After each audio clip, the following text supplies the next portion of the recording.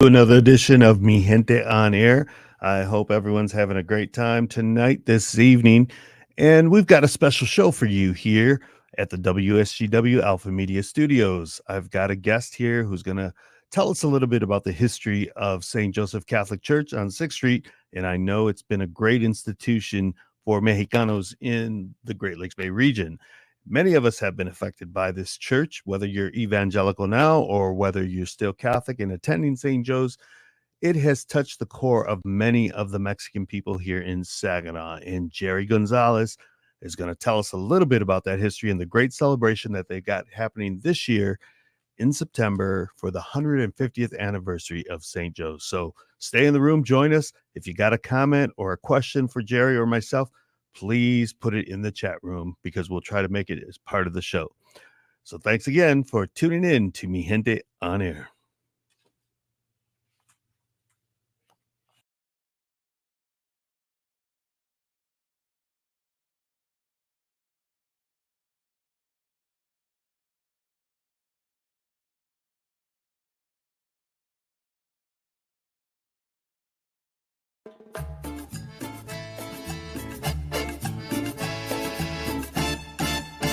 Welcome to Mi Gente On Air on 100.5 and 790 News Radio WSGW and online WSGW.com. Now, here is your host, Larry Rodarte.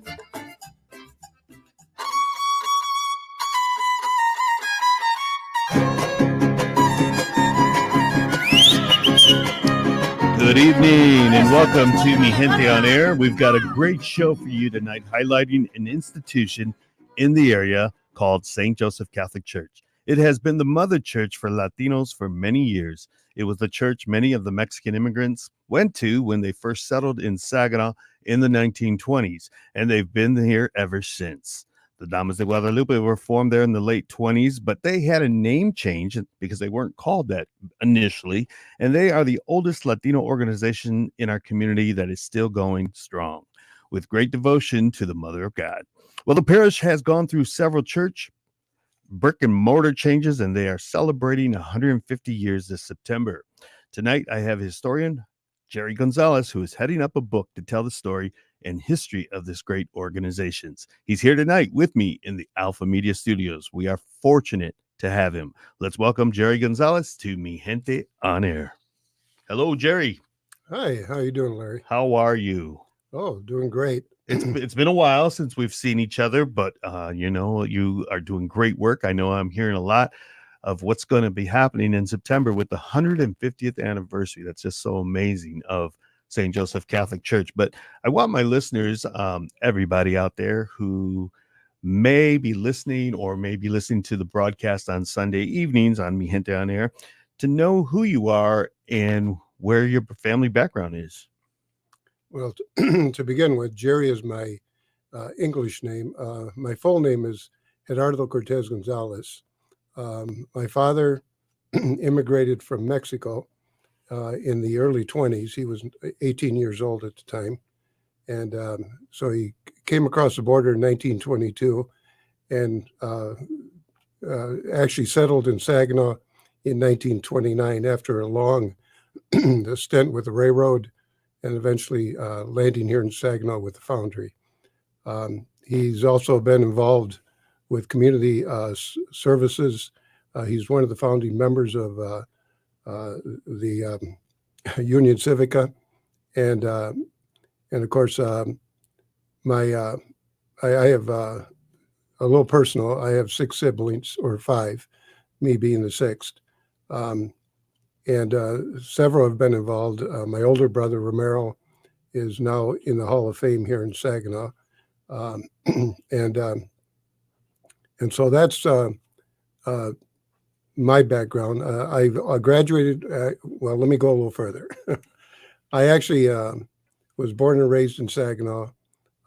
St. Joe's has been my home parish. I was baptized, confirmed, was an altar boy, and I graduated from St. Joe's in 1967.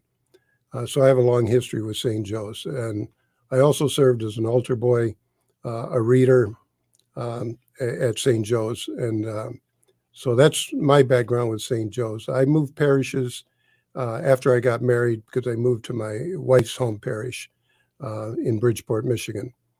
So that's a little bit of my background. Well, tell me how you got involved to be the actual historian, if you will, of the church and of this celebration coming up in September. In 2002, I retired from Saginaw Steering Gear, and then, or at that time called Delphi. And at that point, I was also involved with the Somos Hispanos program through Delta College. And at that point, I decided that I wanted to know a little bit more about St. Joe's since I had some time on my hands.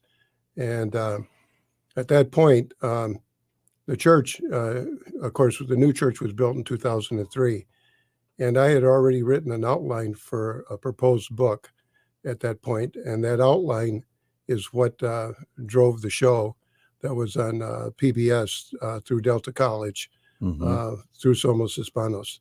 And so I wrote the outline and the script for that show. And from that point, I decided to carry it a little further. At first, I was only going to research a little bit of the history of St. Joe's, how it got started, and then also primarily the school. That's what I was interested in. But as I dug into it, I noticed that it had such a rich history and it had done so much, not just for the parishioners, but also for the First Ward community. Yeah. And so that's what led me to continue on and write a more thorough history of St. Joe's. Well, I remember many years back, I was good friends with your brother, Ramiro Gonzalez, and I remember being at his house, and he had like, I think it was a shoebox, maybe, if you will, of interviews and pictures that he had did with many of the Mexican families of Saginaw. I'm talking like 20 years ago that I remember being at his house before he passed, and he was planning on doing some historical, whether a historical book or what, on many of the Mexican families and the first Mexican families of Saginaw. Were you the one that was able to receive that box from him, and maybe is that how you got involved too? No, I had already had involvement, but Romero had the reason he was doing the interviews and collecting the history was that he had finished his doctoral program through U of M, and this was going to be his dissertation, which was going to be the migration of the Mexican American to this area, which there hasn't been anything like that done. And so in 1982, he did interviews with many of our forefathers that were here in the Saginaw area. And I do have many of those interviews that he did. And then he had also interviewed the people from the elevator, and I want to say the grain elevator, because they're the ones that basically brought a lot of the migrants to this area. And he wanted to know basically the involvement, where they went to try to recruit workers for this area. And the primary reason they were doing that is because the sugar beet cooperative, which was formed in the Saginaw area, needed workers. And of course, this is also the time, that the country is going through some changes. The other one is World War II. So we see a lack of people in the area. So they needed workers. And so they went through and recruited primarily Mexican Americans, or I should say Mexicans, primarily from the border states like Texas and New Mexico, but they did venture into Mexico itself. But they only went as far, according to my brother, only as far as the hills, like in Monterey, because the inclines were pretty steep at that point. But that's some of the interview he did. And this book was going to his dissertation was going to be a book. But he could not complete that because he wound up having a stroke. And at that point, he wasn't able to complete his book. And then later, after he passed, my sister-in-law, Stefana, Mm-hmm. gave me what she had of his information, his notes and that. And I still have that at home, but it's not complete because it was over a course of 9 years, and some of the information got misplaced. Well, a lot of our history entails immigrants, Mexican immigrants that came to the area because of the field work that many of the farmers had for, like you said, they needed men. I think I think the very first, according to the Polk Directory, Mexicans that were listed in the area was in 1919. So this is, at the time of the Mexican Revolution. But the story of many of us here that are second, third, fourth generation is that we had immigrant parents, grandparents that came here as migrant workers and then found jobs in the gray iron foundry with General Motors. I know my great grandfather found that job, my grandfather, and so on. And so that's really how they came to the area and why they stayed. And then they found the church, which I called the mother church, was St. Joe's on 6th Street. Correct? Correct. What can you add to that? Well, you're right. They came in the some of the records show them more like the early 20s, like 21, 22, according to my brother's research that he did. But they came primarily for migrant work, but they found that many of the locals during the summer would not take those hot foundry jobs because they were blistering hot. And so that's why they recruited minorities in general to work the foundry. And then the Mexican population found that they could work in the foundry and make more money. Yeah. And so that's the reason why, and they didn't mind working in that kind of environment. So that's why you see the foundry getting populated by more Mexicans at that point. And so and jobs were available. I mean, they needed people. And so many of my dad included went through, and he owned apartment houses when he settled here, and he would sponsor people to come here to the United States by, in order to sponsor a person, you first had to verify that individual. You had to make sure that they had a job available and that they had a place to stay. So he would help do that, and it was easy to get jobs because the foundry was looking for people. And so many of those first settlers that came, they had many children, like your father, six children of the Gonzalez family, and you all went to St. Joseph Catholic Church School. Was that what it was called? Tell me what it was called, because that's where I want to go with this. We want to segue into talking about the actual school of St. Joe's. Right. Yes. Well, actually, we lived on Jefferson, which was a block and a half from the Potter Street station. And that's where I grew up. And then we moved, but came back to St. Joe's because of issues with the apartment houses that my father owned. And so we moved in and went to school at St. Joe's. And but St. Joe's, before we get into that aspect of it, if you really want to know about the school has an interesting history also. Because the school, everyone thought that the building that was on 7th Street across from the convent was the first school, and it wasn't. There was actually a 2-story building at the end of Potter Street, and it was occupied in 1877, and a lay teacher taught that. And that happened. That was true from 1877 to 1883. And at that point, they built a building behind the church, the old church that we know, and that only lasted for a year. And then in 1885, the Dominican sisters come to Saginaw for the very first time, to the Saginaw area, and St. Joe's is the first school to bring the Dominican sisters to the Saginaw area. There were 5 sisters that came, and at that point, the building that was on 7th Street across from the convent, it was the school that they taught in. That school lasted, it stayed there for quite a while, but then a new school was built in 1915, which is a brick building that we know on 7th Street. And then the other school was used for some classrooms, but primarily as the cafeteria.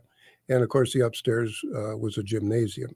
So that's how the buildings were used while I was going to school there and until they closed. Mm-hmm. Well, I do remember the gymnasium part upstairs, and they had a nice wooden floor. And it was quite, it had a stage. And then what year did that get knocked down? I'm not sure about, because I was in the military. I was drafted during 1971 or 70 and 71. And so that building went away when I was gone. The school itself, the brick building, didn't get demolished until 1990. So that's that one I'm familiar with. Yeah, I remember that in the 80s for sure. It was still up. And there had been, such changes, through the years with the old church that many of us knew before the current church, which was built in 2003. And so that old church that many of us know, that wasn't actually the first church either, was it? No, the very first church built in 1873 was actually a wooden structure. And surprisingly enough, they built the church that we grew up in, the brick church, over the top of that other church. So that happened in 1919. Mm-hmm. And it cost them a whopping, $25,000 to remodel that church. What they did is they knocked down the bell tower and constructed a new tower, and then added to the one side. That's why you had a double staircase in the front of the church. And then the vestibule in the back was also added to the church at that point. So that happened in 1919. Well, I remember probably it was the late 60s. Everyone has memories of going to the church for the novena, the annual novena. Mm-hmm. And I remember, just it was just a really beautiful feeling in that church when you hear the rondalla and all, and we would have the novena, and then we would all go to I think it was the school building that we're talking about, that had the gymnasium upstairs, because it had a basement, correct? Down in the basement is where they would serve the chocolate, and they would have the food, the gathering after the novena. And correct me if I'm wrong, because this is just what I have in my mind. Right. And no, you're correct in some aspects of it. The upstairs was a gymnasium, and in the early days, it was also used. It had a stage on one side of it, and of course, the stage wasn't used during my time, but it was still there. And we did practice in the gymnasium for the basketball team. The basement, there was a first floor, and the first floor is where many of the like chocolate and that, because all the cafeteria, the kitchen supplies, and were all on that first floor. And they also had a cafeteria style area there, and that's where we as school children would have our lunch. It was all done by local mothers that made the lunch for us. Wow. So what year did St. Joseph High School cease to exist? When was the last class? Because I know like Leo Romo and some of them other from the class of 1969, they were talking about a John Ayala. They all had celebrated their 50th anniversary of graduating. And so, I was thinking, well, when did that actually cease to exist as a school entity? The last year for an actual graduation class was 1971.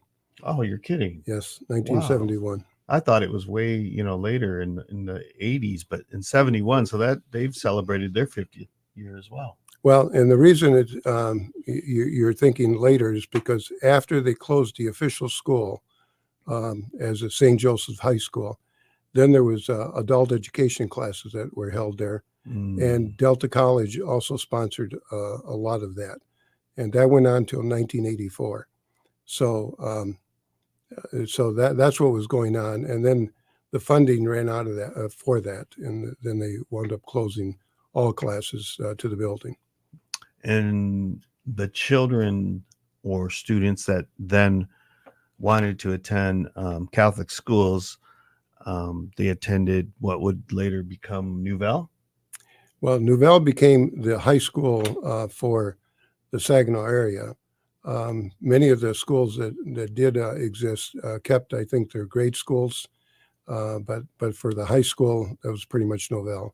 And as you know, Nouvelle, before it became a school, was actually there for new priests. It was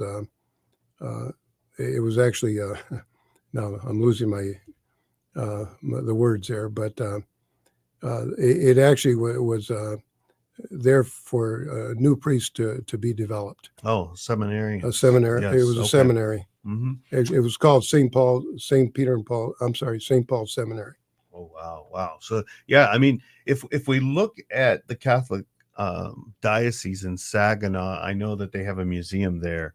And I think in their building in the basement maybe. Hmm. And is there items or any paraphernalia from St. Joe's? Did you go there and have to do some research? I actually did go down there, and I went through it about 4 years ago when they first started doing that. Mm-hmm. And I went through and to see what they had, because they used to have a history section over in Nouvelle. They had one of the classrooms was dedicated for history items. The only thing we had for St. Joe's was the banner for the Buccaneers. It was our flag that we had. And Buccaneers was the mascot for St. Joe's. So they had that, and they had a uniform or two. But that's it. They really didn't have much more than that. So where is the historical items and paraphernalia? Because I have some. Mm-hmm. I have an old postcard that was, I think, written to my grandmother from Father Morales from the Guadalupe church in Mexico City when they went down there to visit, the shrine. Mm-hmm. So, and I believe that's like in the 1950s. I'm gonna have to get you that. Yeah. Well, as far as the history there, because we went through the school, but the church itself it was changing. Mm-hmm. And if you listen to some of the older folks that attended St. Joe's, the very first people that came, they mentioned that it was very prejudicial, that they couldn't have seats in the church, and they didn't feel welcomed. And it wasn't until Monsignor Bolton became the pastor in 1944 that a change started to occur, because he was very receptive to the cultural changes that were occurring within that parish. And one of the things that was causing problems was the old method of collecting funds for a church was a pew donation. A family would buy a pew, and that was their pew. And so therefore, no one else could sit in it. And Monsignor Bolton noticed that both the Black and the Hispanic population were always regulated to the back and didn't have seats. So he abolished the pew fee, and that created an uproar within the parish. And of course, with that, you saw the culture, various families leaving the parish for that reason. But that's what he did, and he was accepting of everything, including cultural changes in the sense of the traditions that we carry on, the music. So even the Damas, in their publication that they put out, mentioned that Father Monsignor Bolton was a real inspiration for the Hispanic people. Yeah, he really was. And we're going to talk a little bit more about him, as well as the St. Joseph Credit Union that was developed with Monsignor Bolton in part of those changes that Jerry's talking about. And, there's just so much, even the Guadalupe Center, where many of children were born, babies were born, as far back in the 40s, in the 50s, I believe. So, there's just so much history, and this church has played a key role to the people, the Latino people here in the Saginaw area for so many years, and it's still thriving there on 6th Street. So we're going to talk more about that when we come back. More with Jerry Gonzalez on Mi Gente On Air. This is Mi Gente On Air on WSGW.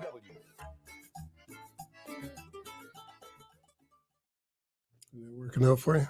Yeah.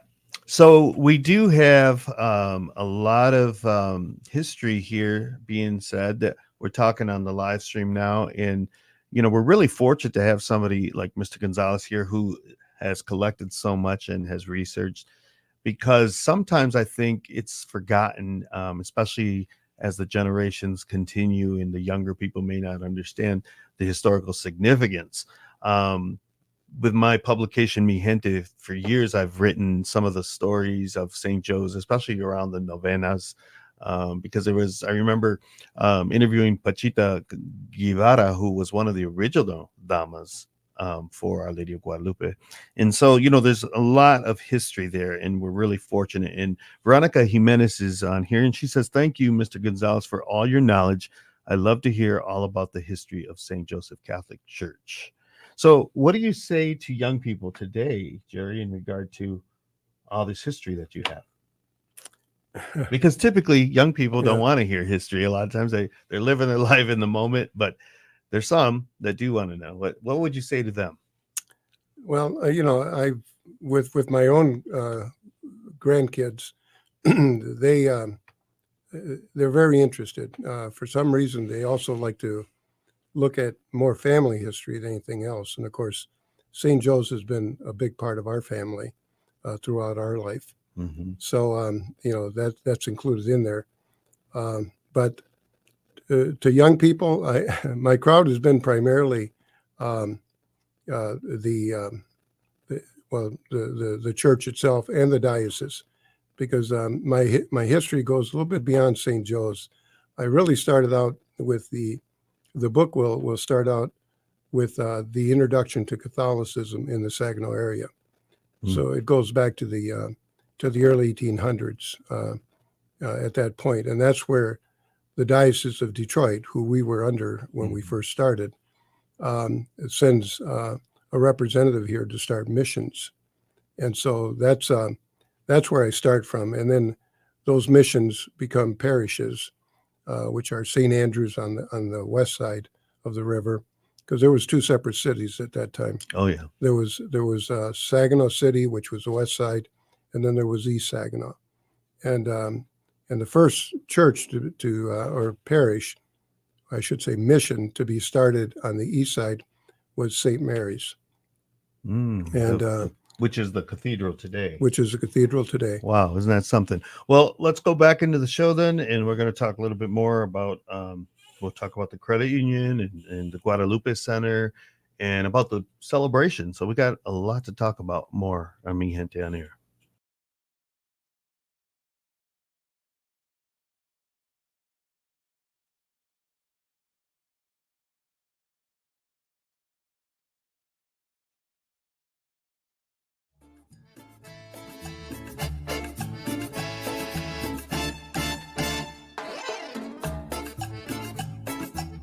Listening to Mi Gente On Air on WSGW.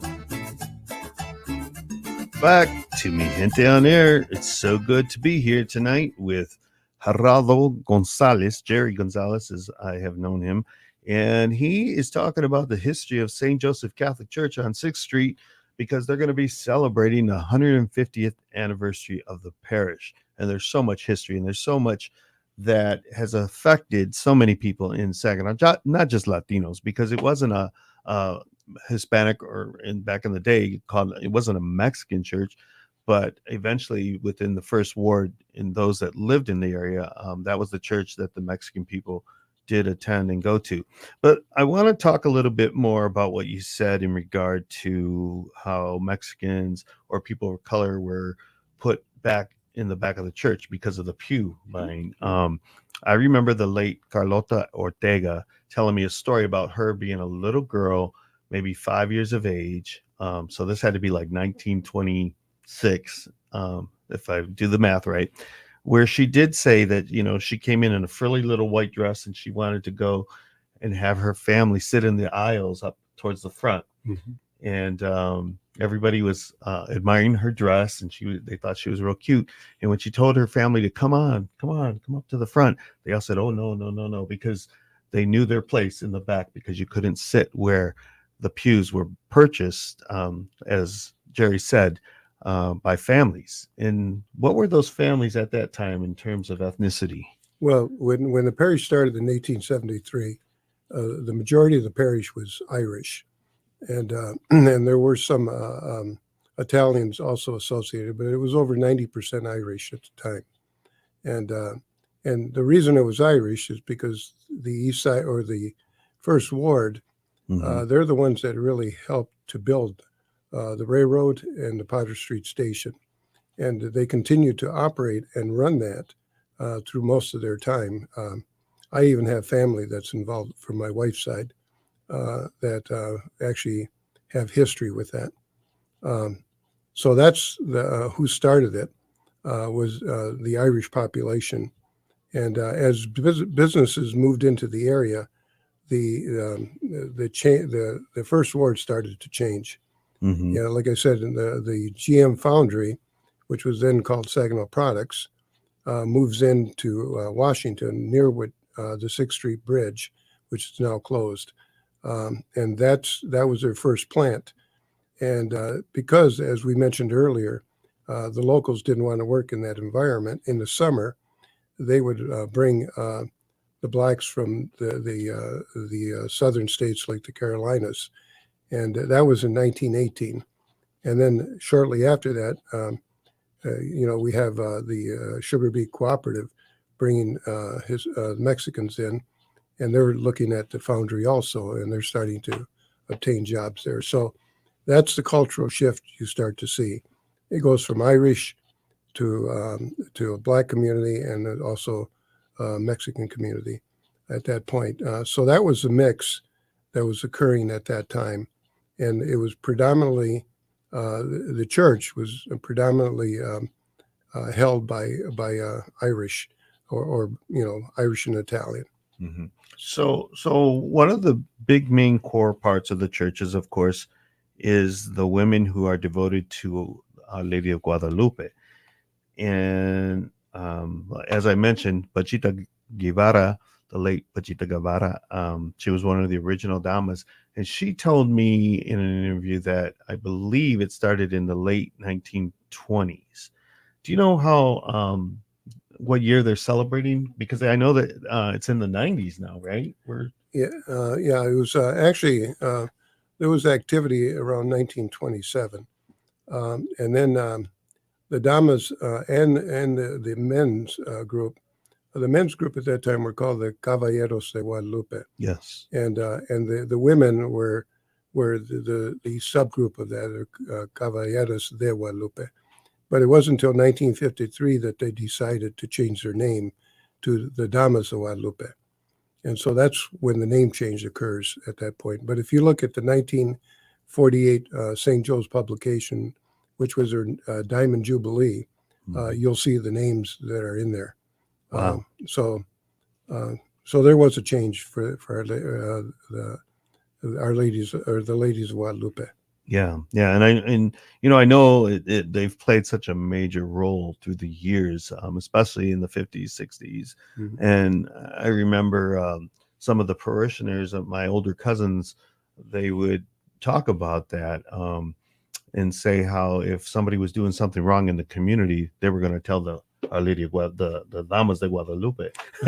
And people were afraid of that in those days. But, we have, a nice core group of women today at St. Joe's. led by, I think, the president. Is it still Cruz Diaz? It's Cruz Diaz. Cruz Diaz. And Teresa Rocha, she's still with us, and she's one of, I think, the oldest living dama today.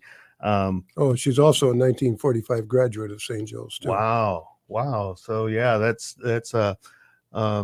I think her name was Teresa. Was it Hernandez, and then she became Rocha?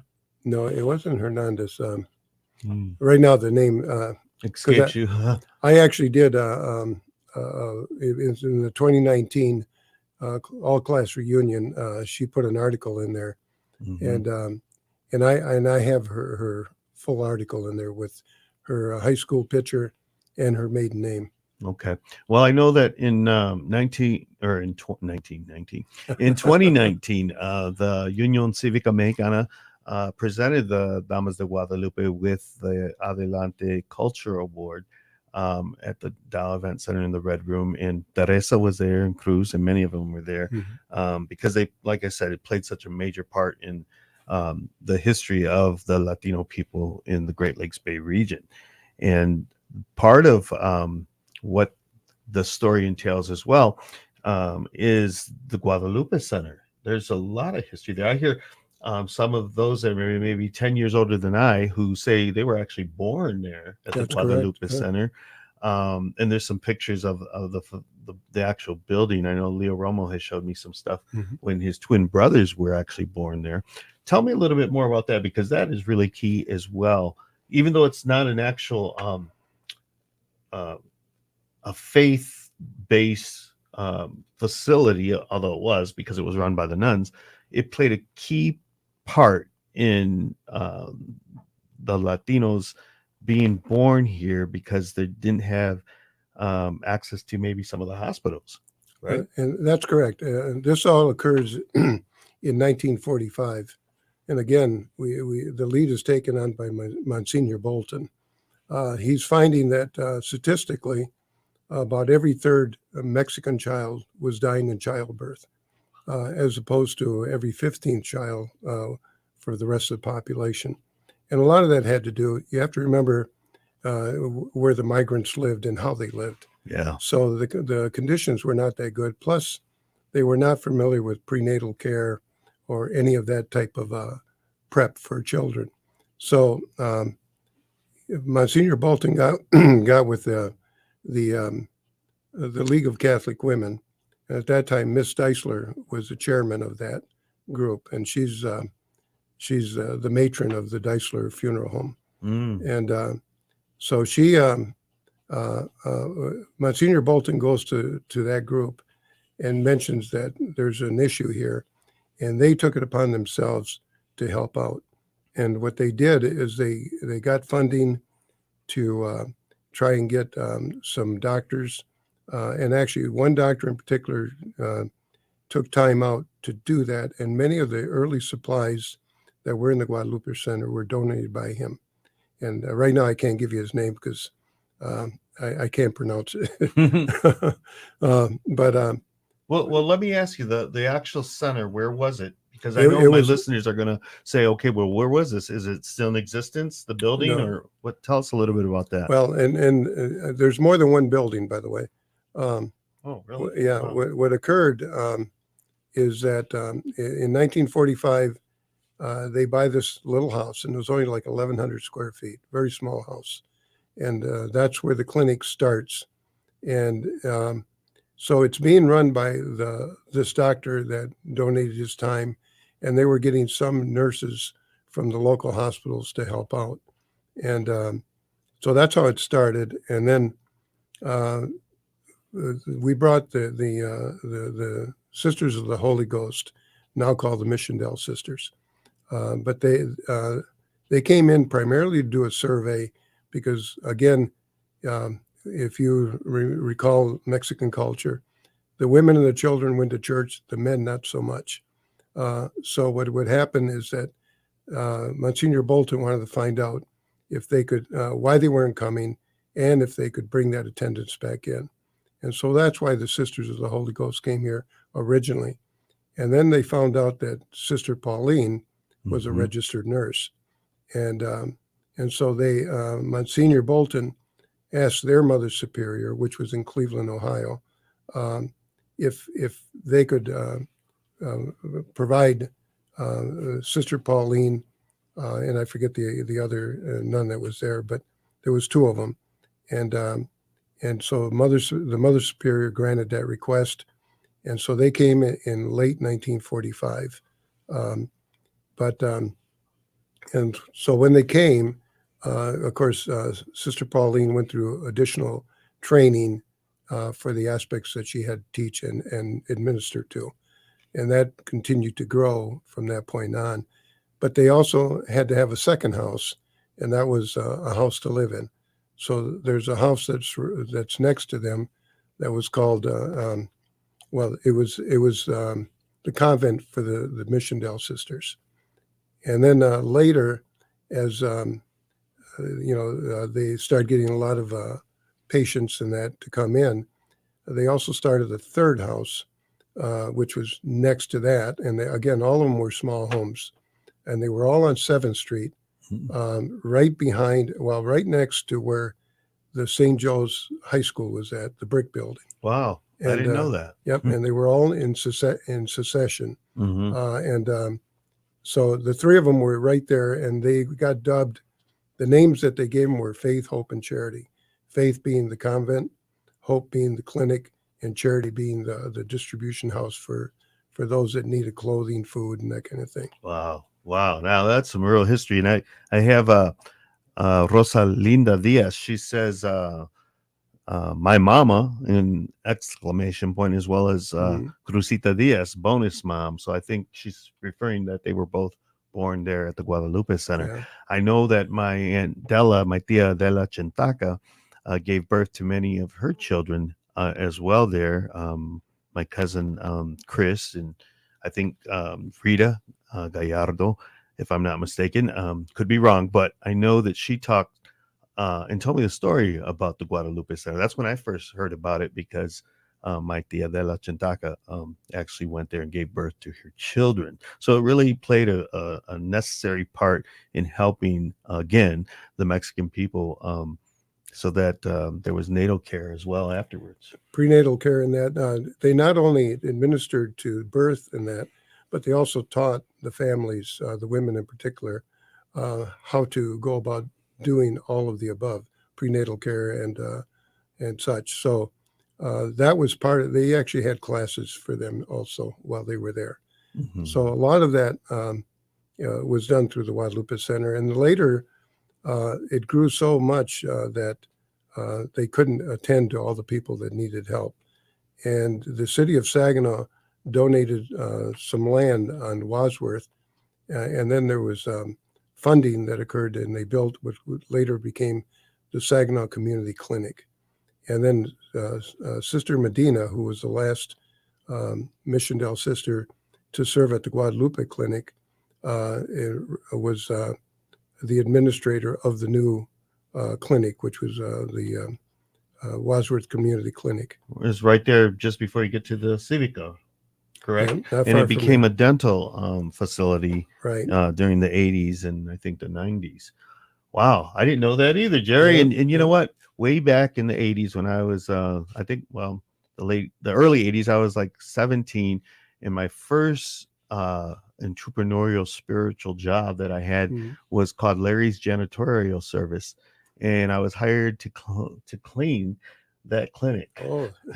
That's why I'm very familiar with it, and it's just that something that I didn't know the history of it, like what you're telling me today. So you're very much needed.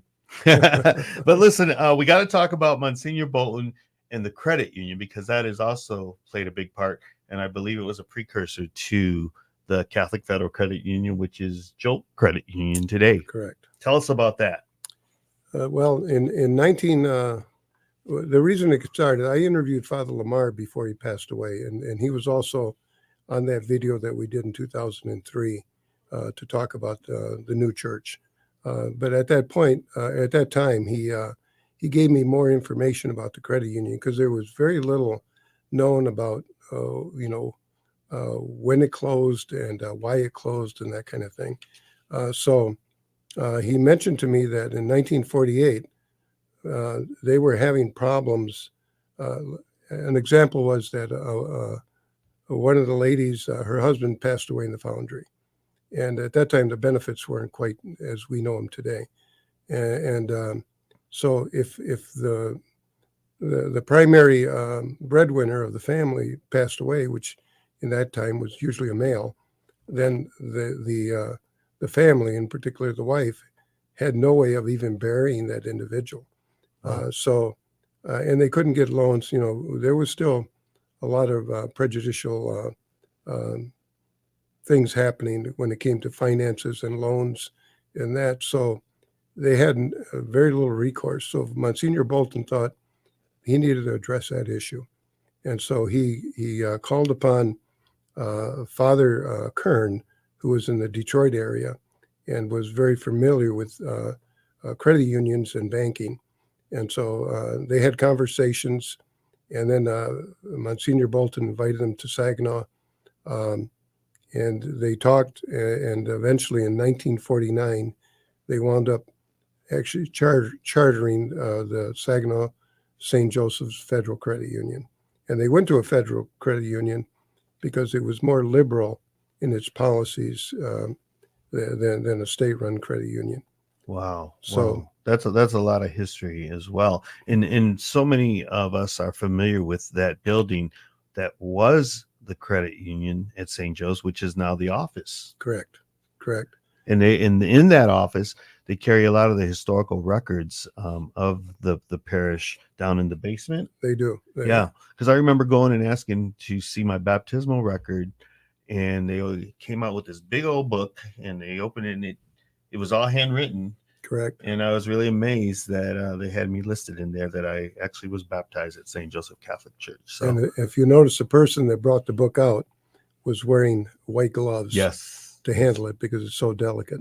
Yes. Wow. It goes back to the start of the church. Yes. Well, one of the things that I had always been told growing up, because my mother was the daughter of Joseph E. Diaz, my grandfather, she talked a lot about that credit union because her father was involved with Monsignor Bolton to help because my grandfather was very good in taxes and accounting and did many of the taxes for the Mexican people of Saginaw.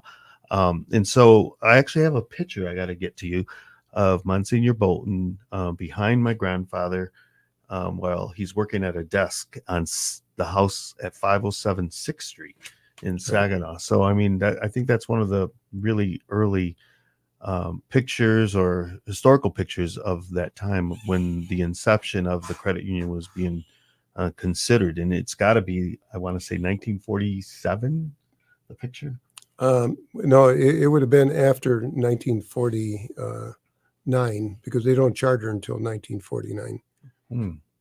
Okay, because I'd have to ask my living aunt because I'm not sure if they were still in that house. But the picture's taken on 6th Street at 507, and then they eventually moved to 12th Street. So, but we only have 5 minutes. Can you believe how fast this went? We have to talk about the actual celebration. Tell me about what's going to happen in September for the 150th anniversary. Well, even though we got 5 minutes, I just got to end up the credit union, if you don't mind. Okay. It went through, and the credit union. You said it's a start. It was the very first federal credit union in Saginaw, and Monsignor Bolton started that. Then in 1955, he left St. Joe's to go to St. Mary's, and then he started the Catholic Federal Credit Union. Actually, then it was called the St. Mary's Federal Credit Union under a different charter. And then it goes through and becomes the Catholic Federal Credit Union, which is now called JOLT. Yeah. And that's all the same charter after St. Mary's. Okay. I didn't know that either. Yeah. So that's really good information. So they're separate charters because the charter for St. Joe's was actually dropped off in 1978 is when the charter ended for St. Joe's. Wow. Okay, so let's talk about the actual anniversary celebration. The actual anniversary celebration. Again, September 7th is going to be 150 years of this parish existing. And so the celebration is going to consist of, well, we have a 3-day event to begin with. On Friday, we're going to have a meet and greet because we have people coming in from all over. And so we're going to have just a meet and greet at the hall at St. Joe's. And then on Saturday is going to be the banquet. And the banquet will be a combination, well, it'll be a sit-down dinner. And then there will be some presentations. We're planning on having Judge Adkins, who is a graduate of St. Joe's, to come in and speak. And then we're looking at a couple other speakers, which haven't been determined yet. And then there will be a dance. They're looking to have mariachis there to play for part of that. And then there's also a drawing. I don't know if you're familiar, but they have a $10,000 drawing that they're doing, and it's going to be the prize will be given out or person selected at that banquet. And then I'll be doing some PowerPoint presentations on all the classes of St. Joe's from 1873 all the way to its conclusion in 1971. So I have their photos, I have the class lists, and so that'll be going up on the screen. So they actually had almost 100 years of curriculum at the 90 some years of curriculum. Wow. Yeah. I didn't know that. And that's pretty amazing. So that's what's going to happen. And then on Sunday, the bishop will have a mass at St. Joe's to conclude the ceremony. Okay, so it's going to be a whole weekend, a couple of days there, and we're going to have you back, Jerry, to talk more about it as we get closer to the actual date, because this is an important celebration for our community, and I don't think there's not a bigger entity I don't think that has affected the Mexican people of Saginaw or the Great Lakes Bay region, I should say, because we have all been a part or affected by St. Joe's in one way or another, whether you're Catholic today or whether you're evangelical. It's we've all been have roots or ties to that beautiful church, and now it's the new church that was built in 2003. But so many of us have memories of that old church that was there on 6th Street before the current church, and so that is staying with us and lives in our hearts and our memories. So, final words, Jerry. Anything else? You got 1 minute. I got 1 minute, huh? Yeah. Well, again, St. Joe's has been more than just a parish for its parishioners. It's been a helping hand to the First Ward community in many ways, to include a housing project that we didn't talk about. Monsignor Bolton was involved with Daniel Heights, or then called the Norman Street Projects, to integrate that. So we can continue on that later. Yeah. Well, thank you so much again, Gerardo Gonzalez. He's here. He's the historian. He's heading up the celebration book of the 150th anniversary of St. Joseph Parish on 6th Street. That's so many of us know. And it's been a pleasure. Thank you so much for being with us here. And thank you for tuning in again on Mi Gente On Air. See you next week. Adios.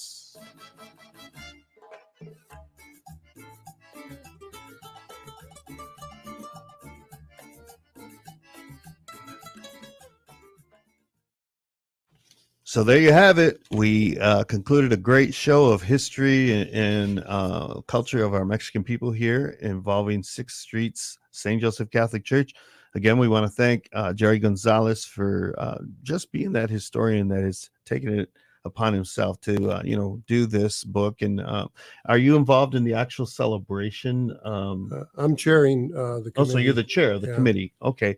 So who else do you have involved in that committee? The list is over 2 pages, so oh wow, I couldn't go through all the names right away. Well, have you the booklet? When we talk about the booklet, and you showed Matt showed the picture of the booklet on the screen. Can you show that again real quick? That's the cover for the new booklet that we'll be putting out. Okay, now is that complete, or can people still? No, actually, we're allowing. What we're really trying to do is make that. This is a milestone for St. Joe's.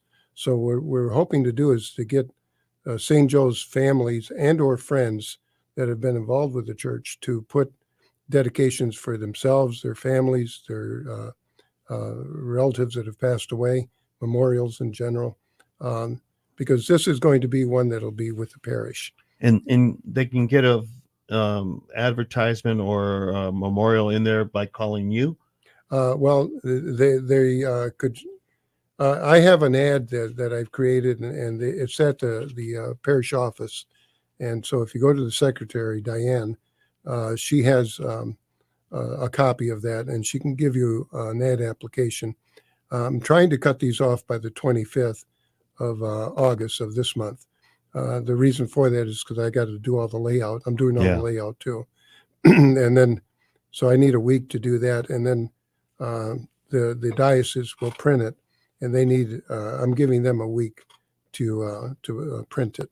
Wow, that's great. That's great. Well, I can tell you this. This book will be very special, and it will be an important piece of history that people will utilize to understand the whole story of St. Joe's. Not the whole story, but part of it, because I remember the 100th anniversary booklet that I have in my office that I have referenced so many times through the years in doing Mi Gente magazine. And it's a beautiful booklet of some of the early pictures of St. Joe's from way back in the 1800s to listing all the priests that were involved with the church through the years, Father Lamar, Father Dan, Father Morales. So, these books are really important, and I'm so glad that you've taken this on, Jerry, and that I'll make sure I get something for my family in there before the 25th. So thank you so much for all that you've done. And we look forward to, having you on the show again as we get closer, maybe even on the Art Lewis show. We could have you on there as well. So thanks again, everybody, for joining us. It's been a pleasure. I really enjoyed tonight's show. There was so much to talk about.